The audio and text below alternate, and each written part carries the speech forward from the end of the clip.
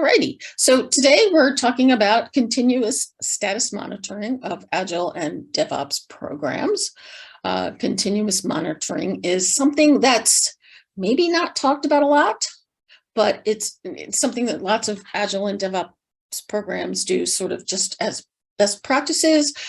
What I'm going to talk about today, I'll talk about why I think this is an important topic. What we mean when we say continuous monitoring for DevOps, and what are the different types of continuous monitoring, because there are multiple ways, multiple things that you might want to be monitoring, and that would all depend on the project and the team. Why would it be important to do this? What are some tools? And there are a gazillion tools for continuous monitoring for DevOps. I'm not going to talk about all of them. I will try to give a sort of broad brush of what the tools do, and then provide a few specific examples of some tools, not me promoting any particular tool, just giving you an idea of the kind of things if you're considering some sort of continuous monitoring program for your DevOps teams or your DevOps projects, the kind of things you might want to look into. Then I'm going to talk about some metrics that are important for continuous monitoring of DevOps projects.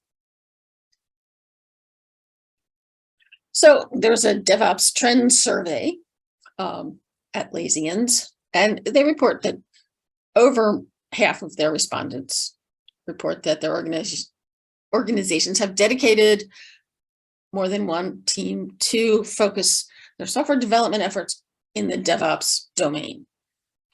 99% indicated it's had a positive, 99% of those that have deployed DevOps teams have indicated that there's a positive impact on their organization, that embracing the idea of DevOps is a positive thing. It's helped their organization be successful. It's helped with their software development projects being successful. Gartner has reported that 87% of business leaders believe that digitization is an important priority. And so the idea of digitization, which is supported by the DevOps transformation, it requires a dedicated and continuous learning process. And, to reach maturity, the continuous learning process, which is supported by continuous monitoring, is a key success factor for reaching maturity. And they've also reported that the continuous monitoring aspect of it is frequently overlooked. So continuous monitoring, it should be an important part of the success plan for an organization that's pursuing DevOps. In this webinar, what we're going to talk about, we'll talk a little bit about the concept of DevOps, what we mean when we say DevOps, and what we mean by continuous monitoring.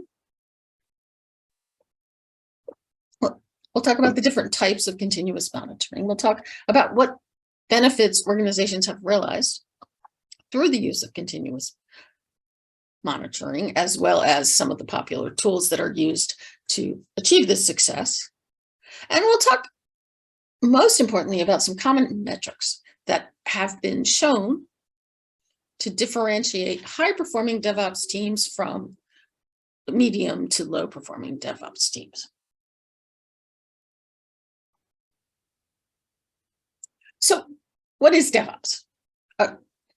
The approach that the DevOps concept embraces, it takes the skills of development, merges them with the skills of the operations, and to optimize the software delivery efficiency and customer satisfaction. So if we think about the difference between hardware and software, with hardware, you have a development phase, you create a prototype, you test that prototype, and then you go into production and you produce 100, 1,000, 1,000,000 units of that prototype. With software, you go through a development phase where you develop some features. And once you've come to the point where you're happy with the minimum viable product, the first set of features, you go to production. Well, there's some prototype and some testing, and then you go to production. And once you go to production, you produce one production unit that you then propagate to the many users or customers or clients or contractors or whomever you're building it for. Once you've gone to production, your software is in a production state, and yet it's the minimum viable product. There are still a bunch of features that the customer probably wanted that didn't get into the first version. There's also going to be some errors or discrepancies or improvements on the features that have been delivered. So once you've gone into production, there's an operations aspect that continues in parallel with the operation, the development, development of new features in parallel with operations to improve existing features and address bugs. So the idea of DevOps is sort of to let's embrace the fact that software is different than hardware. Once you produce 1,000 tanks, you don't get to like make little twerks to the tanks,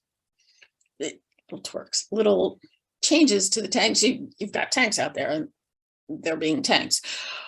When you have software, you can make little adjustments to the software and deploy them cyclically rather than, oh, we have to redo all these tanks. So DevOps it's just a natural extension of the fact that software is different than hardware. So DevOps teams, they've got common practices and principles. They embrace the use of software tools, continuous monitoring tools being one set of software tools that they embrace. They create this hopefully highly automated code distribution pipeline. So it enables the practice of monitoring numerous development related areas at the same time. So the monitoring keeps track of things so the team can focus on new features and fixing features. It extends through deployment and into operations, and there's deployment and there's the notion of continuous deployment that is part of, there's continuous test, continuous integration, continuous deployment, continuous monitoring. Those are all concepts that are embraced by DevOps teams. And in a good world, the DevOps teams, they incorporate engineering best practices, such as the idea of continuous process improvement. So if we are continuously doing things and automating things, we are hopefully getting better.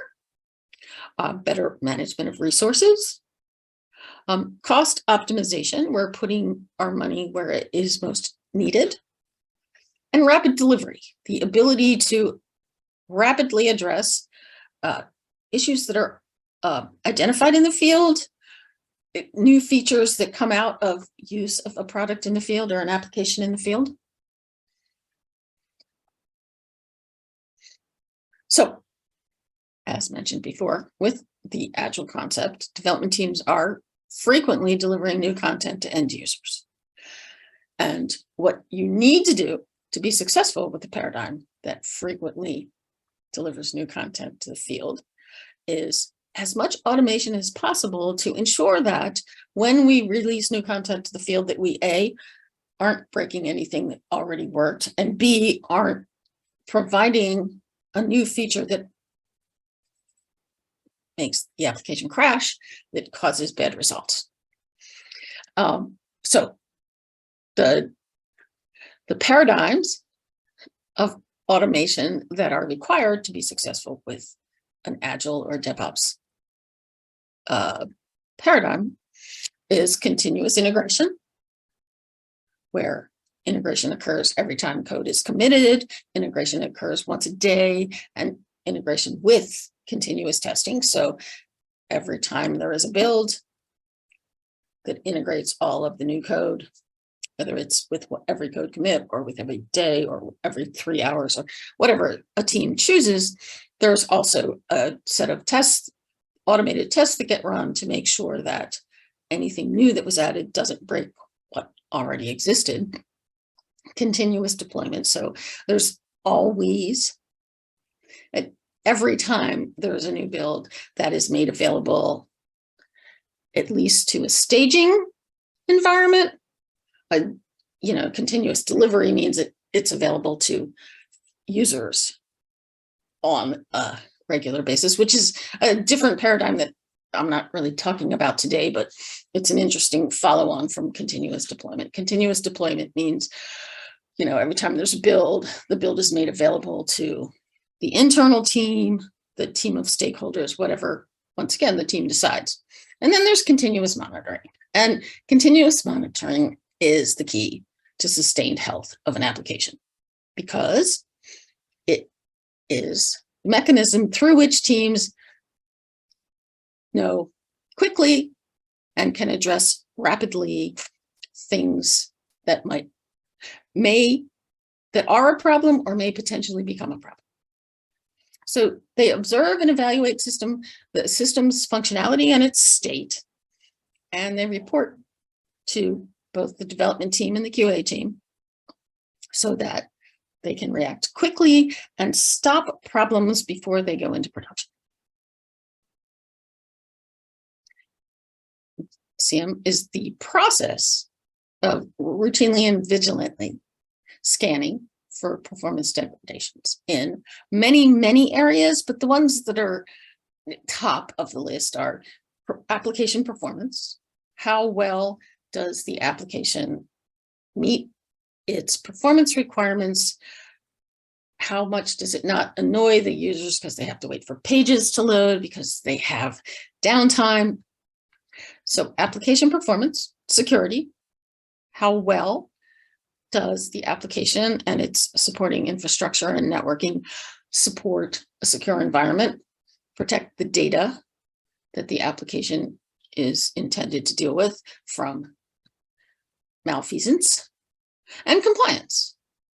A lot of applications are required to meet legal or institutional compliance requirements. Continuous monitoring can be configured. Continuous monitoring tools can be configured to identify red flag compliance problems. And the primary goals of continuous monitoring are, they increase transparency and visibility, especially focused on discovery and addressing potential security breaches, but also around performance, around compliance. So they create transparency. The development and the operations teams, the QA people, are made aware early, not late, of potential and real issues with an application. They monitor the operations of the software application, focus specifically on identifying and solving performance issues, as well as code level issues, bugs in the code. And they provide rapid feedback to the development, operations, and QA teams to optimize both the performance of the application and ensure a great customer experience. So one of the most important reasons that people embrace continuous monitoring is that it provides sort of the background check when code is released to production. And with DevOps, you could be releasing code to production every day, every week, every month, every 3 months. When it's released to production, there's something running in the background all the time, making sure that you're not messing up what worked before, and that that things are good. So 3 types of continuous monitoring for DevOps. Infrastructure. So it monitors data centers, the networks that are being used, the hardware and software that's required to deliver the application and services. There's application monitoring. This monitors the health and performance of the applications that are being released to production. And network monitoring. So network activity and stuff like servers, the firewalls, the routers, the switches, and importantly, identifying and alerting the DevOps team to security threats. So infrastructure monitoring. This focuses on creating and maintaining IT infrastructure components, things such as the servers, the storage devices, software and hardware units that are part of delivering an application service, data centers, and the networks that make it possible for hardware and software units to speak to each other and software units to speak to each other. So tools for infrastructure modeling should monitor things such as the availability and efficiency of the servers, how well or poorly the disks and the CPU are being used, how effective is the use of resources within the infrastructure, reliability, what's the uptime, what's the downtime, how quickly is there a response to errors within the infrastructure? How well are user permissions being monitored? It's also going to monitor use of storage, health of the database, what kind of security items are in place. And it's going to look at basic performance trends of the infrastructure. Application monitoring. This focuses on all aspects of the application. Obviously, uptime. Is the application available 100% of the time? Have there been disturbances in access to the application? What kind of security, how is security being monitored? How well is security being enforced? Performance. Does the application perform as expected? Are there times when users have to wait for a response? And log time, errors that get logged. So application monitoring tools should monitor things such as the application program interfaces. How well does the application interact with other applications? What kind of response does it get? And how well does it respond? Basically, API and user responses means how well are the responses between applications, and how well are the responses with the user? How on time are they? Service level agreements. So many applications come with service level agreements, and there are application monitoring tools that keep track of how true the application is to the SLAs that, it's a configuration issue. Obviously, you configure your tool to monitor whatever degree of service level agreement you have with your customers. They should monitor things like the transaction time, volume of transactions, error rates, how often are errors thrown in the execution of this application, what exactly is the throughput that you're getting with data exchange. And oftentimes, applications aren't just ones that your organization develops, but there's third-party resources that also get called into effect. And application monitoring tools can also monitor third-party resource speed. And finally, we have network monitoring. It's the third type. And these are broad categories that encompass lots of lower, smaller, or subcategories that I'm not really talking about here today. But network monitoring, it's basically focused on the evaluation of network stuff. Switches and servers, virtual machines, routers, firewalls, etc.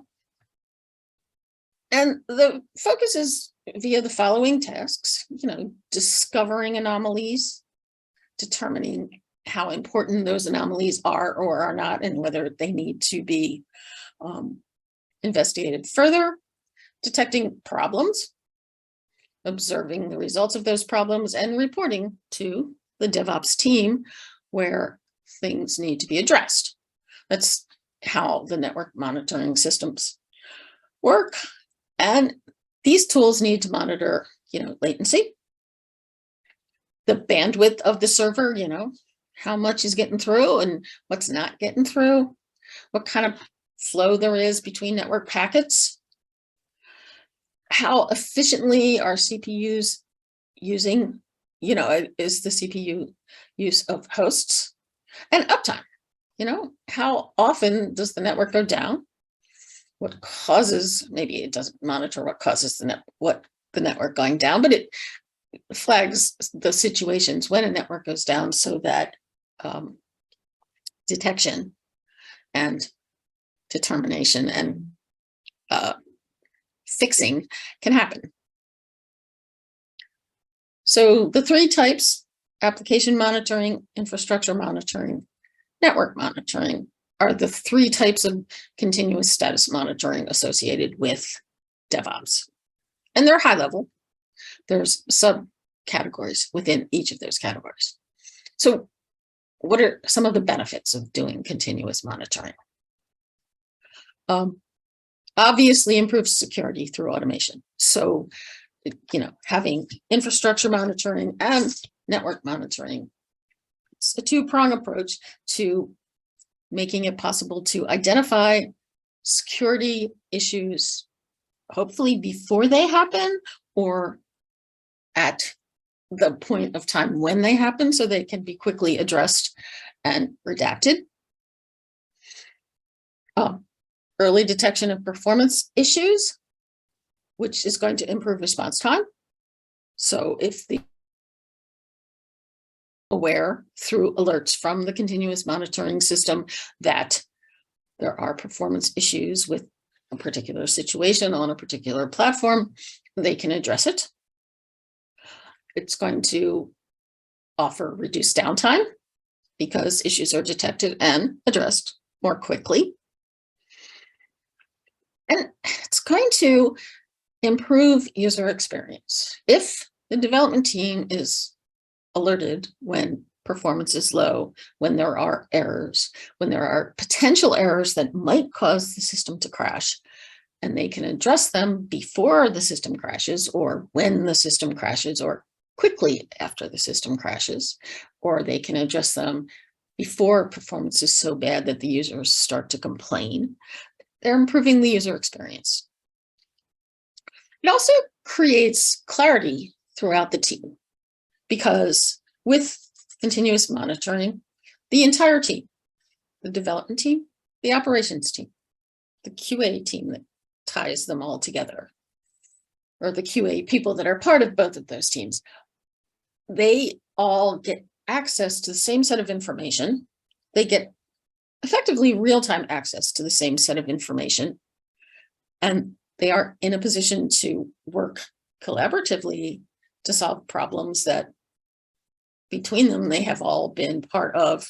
I don't want to say creating, but they're all privy to the knowledge that got them to that point, and they're now privy to the knowledge that there's a problem, and they have clarity to help them work through that problem together in a way that's proactive and improves the user experience.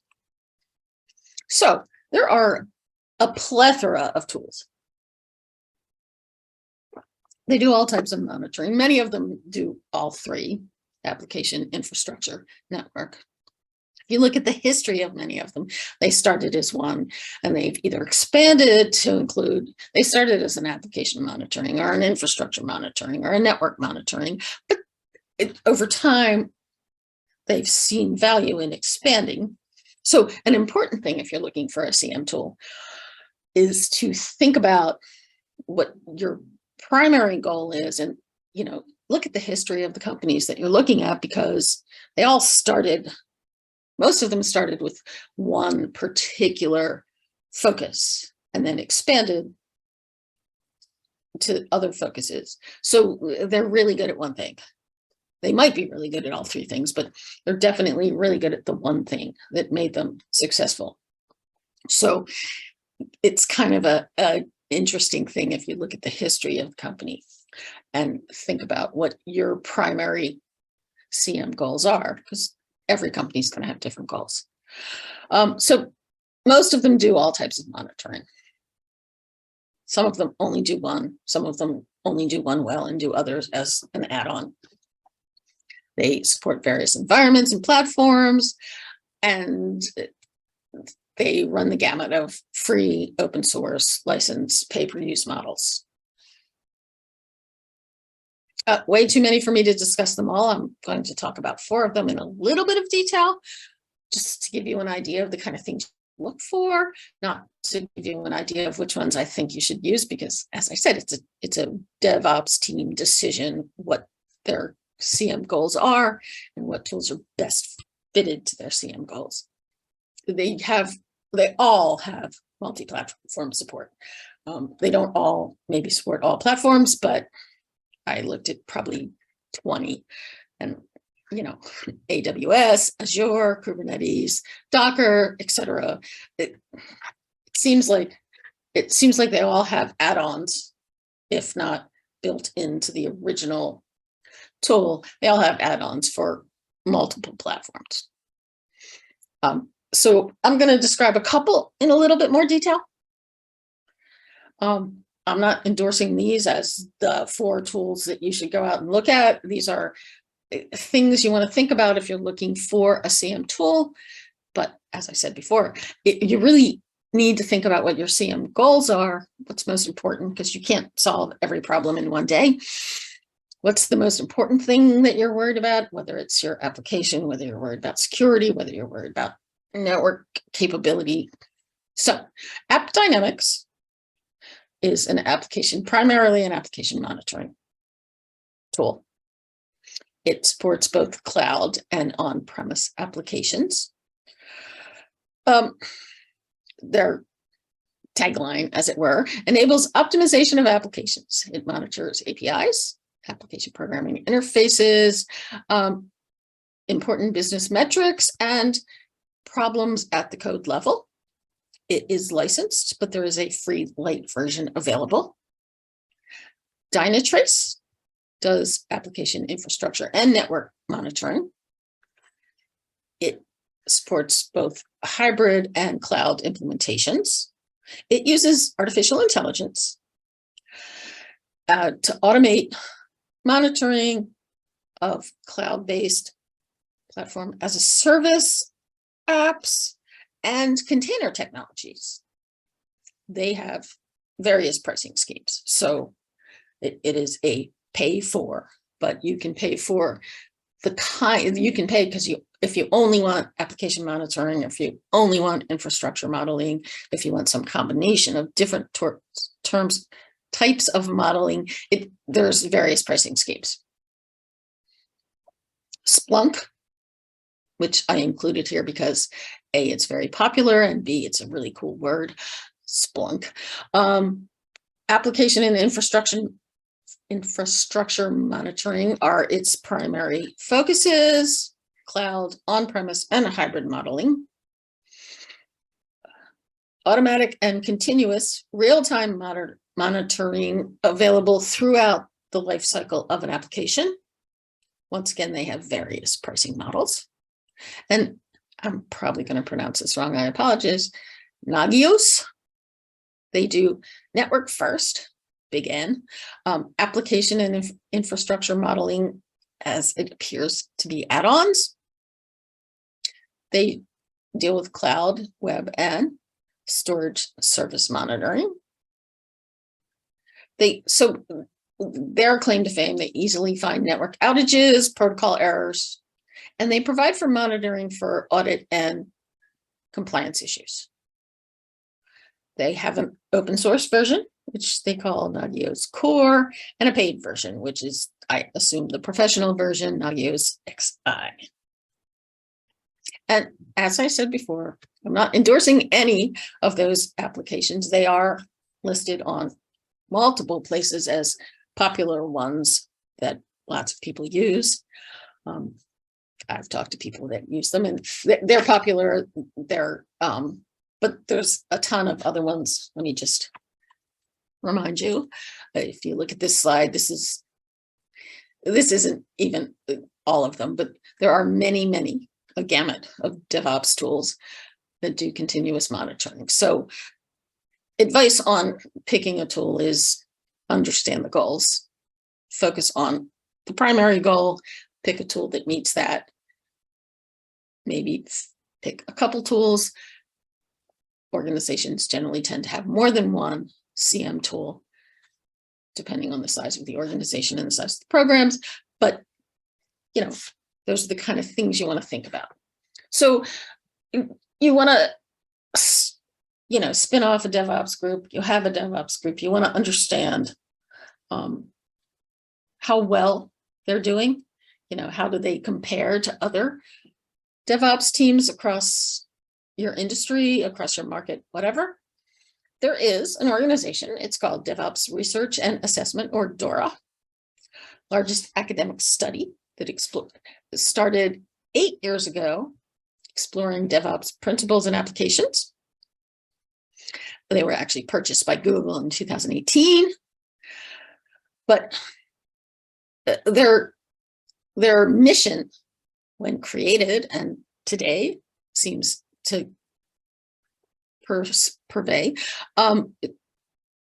their mission is to understand and promote DevOps best practices.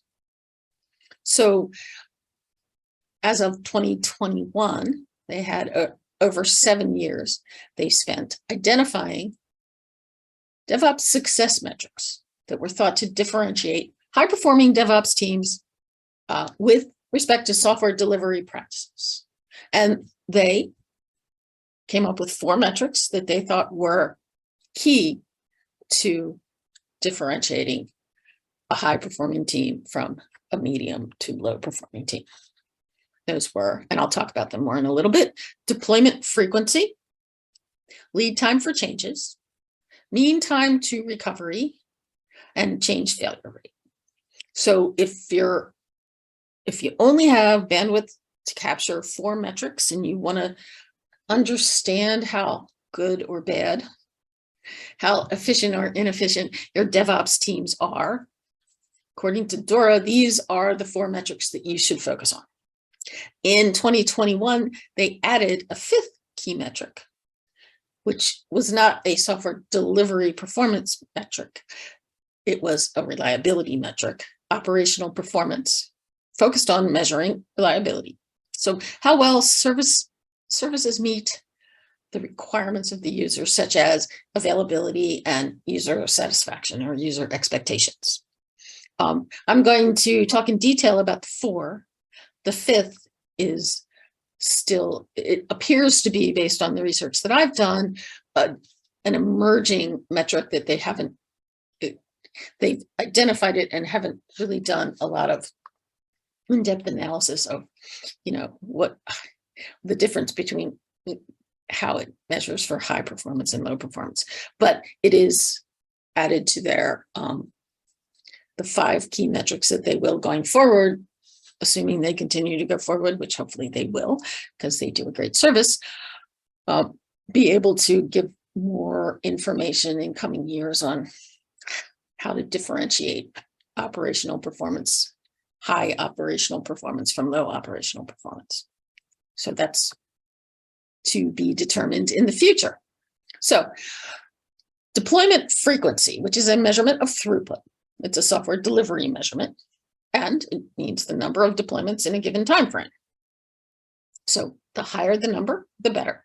More value delivered more often, and more value delivered more often in smaller chunks. And there's value in delivering value in smaller chunks because you're less likely to mess other things up. In order to measure deployment frequency, one should use a pipeline tool. One of the many continuous monitoring tools you might have, total builds, and how many of those total builds are successfully deployed into production, and then divide deployed builds by total builds, multiplied times 100 to get deployment frequency as a percentage. And according to the 2022 State of DevOps report from DORA, the previously mentioned organization, High-performing teams deploy multiple times a day. Medium-performing teams deploy between once a week and once a month. Low-performing teams deploy between once a week and once every 6 months. So just to give you an idea, if you're a DevOps team and you deploy multiple times a day, now, to be fair, there are probably DevOps teams that don't deploy more once a day, not because they can't, but because there's reasons they wouldn't want to. But a team capable of deploying more than one time a day if necessary would be a high-performing team, even if they're not actually deploying. Lead time for changes, which is also a measure of throughput. So the time it takes for a task to go from an idea to implementation to production. So how long does it take from the point in which we decide that an idea is something that ought to be a feature or a change to a feature? How long does it take from the time we decide that, yes, we want to do that, to we can deliver that to production? Covers, entire life cycle. So it's development, testing, and delivery. In order to be able to calculate the lead time for changes, one needs to identify the start, the point at which we decide we want to do this, or we decide we're going to do this, and the time that it is actually ready for deployment. You can improve this metric if you see you're trending low on this or high on this metric. Your lead time is higher than average. You can improve automation. You can improve your test integration processes. Shorter the lead time, the better. According to the 2022 DORA report, high-performing teams have a mean time between 1 day and 1 week of lead time for changes. Medium-performing teams have a mean time between 1 week and 1 month, and low-performing teams between 1 month and 6 months. So the amount of time it takes to get from an idea to production. Okay, mean time to recovery is a measure of stability.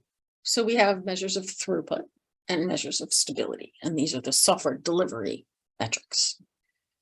So mean time to recovery, time it takes to restore a system when there has been a production failure. So whether it's a rollback or it's a fix, discovery to failure.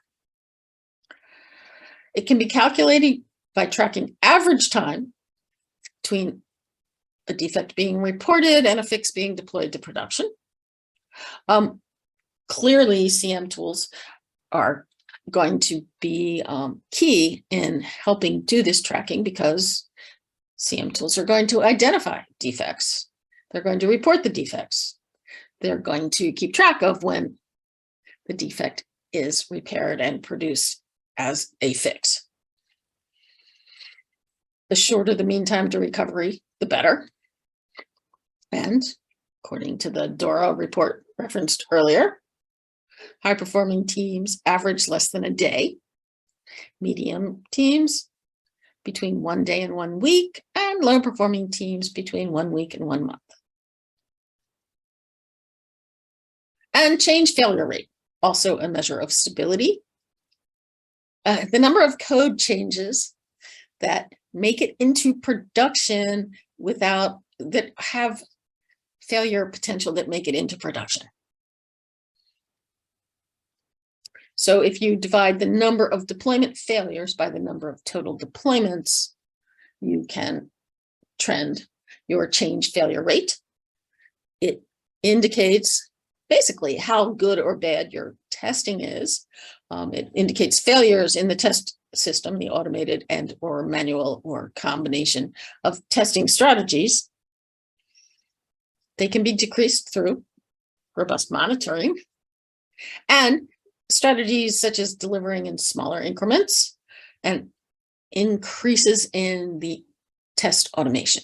So if you're finding that your change failure rate is high, increase automated testing and release in smaller increments. So if you release in larger increments, you have more likelihood of one thing being wrong that brings the whole release down. Obviously, the lower the change failure rate, the better. The 2022 report from DORA says high-performing teams, their change failure rate is between 0 and 15%, medium between 16 and 30, low between 46 and 60. So once again, those are the 4 key metrics that this organization that's been working on this for over 8 years, looking at studying DevOps teams, seeing what makes high-performing teams high-performing, or what indicates that what metrics indicate that a team is high-performing. There are other metrics. These are not, they didn't come out of a DORA study. They are just metrics that have been presented by DevOps teams that find them useful. So what percent of automated tests pass for any particular build? You know, how well are you doing with unit tests before committing your code? The number of defects that aren't caught before production. So how good are your tests? Are your tests, are there tests you're not writing and that you should have written? Number of client tickets issued. So how many complaints, suggestions are you getting from the people that are paying to use your product or that are using your product if it's an internal product? The number of commits that are made, which is just a way of tracking efficiency and the project pace. And that's more of something that I think you want to trend than, you want to use to indicate that there's a drop in efficiency or pace. Unplanned work. How much time is spent on tasks that weren't part of your original plan? Mean time to failure. So the average time that a flawed system can persevere before it fails, a flawed application or system. And then change volume, the rate of change between deployments. How much new content, new features are being added with each deployment. Once again, just a way to track project pace and efficiency. So the 4 that I mentioned, which I will repeat on this wrap-up slide: deployment frequency, lead time for changes, mean time to recovery, change failure rate. Those are the 4 that this organization that has studied DevOps teams, it sees as the most important metrics. If you're only going to keep a couple metrics, these are the kind of ones, these are the ones you want to focus on because they're going to give you information about your software delivery, your team's effectiveness with software delivery, and give you the opportunity to watch trends in your organization to understand, are we steady state? Are we improving? Are we going downhill? So it's pretty much all I had to talk about. I think that continuous monitoring seems to be a really important part of a success plan for an organization that is pursuing success with DevOps. It's key to the sustained health of an application. There's a ton of tools out there that help a team observe and evaluate the functionality and the end state and enable the development, operations, and QA teams to react quickly to potential or real life issues with applications and environments the applications are running on.